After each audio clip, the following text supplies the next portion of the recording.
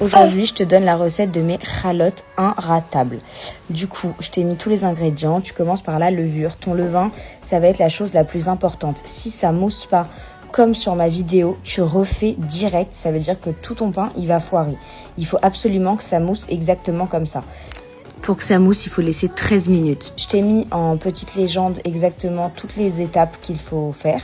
Du coup, tu suis à la lettre. Le robot, il doit tourner 10 minutes chrono. Il faut pas qu'il tourne 2, 3, 4, 5. Tu mets ton chronomètre. C'est 10 minutes vitesse max.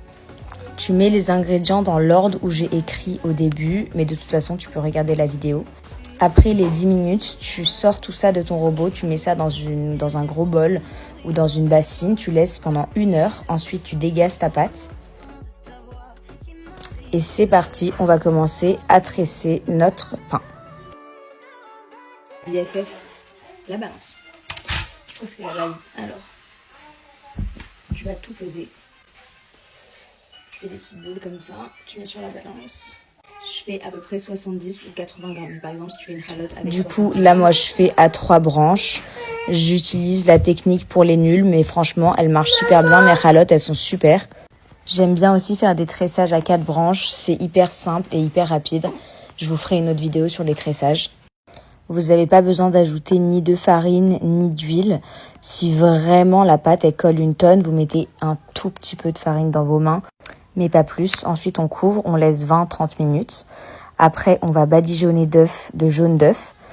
On préchauffe le four à 180 et ensuite, on va mettre tout le kiff. Moi, je fais des pains à tout. Je fais aux attards, je fais au sésame, au nigel, des herbes de Provence. C'est excellent. Amusez-vous. Et ensuite, on les passe au four, 20 minutes à 180, pas 1 minute de plus, pas 1 minute de moins. Et ensuite, régalez-vous. Cette recette est inratable. Si vous suivez cette recette à la lettre, vous ne pouvez pas me dire que vous avez foiré. C'est pas possible. Depuis que je suis mariée, j'ai essayé une tonne de recettes et ça, c'est un mix de tout et elle est parfaite. Shabbat shalom.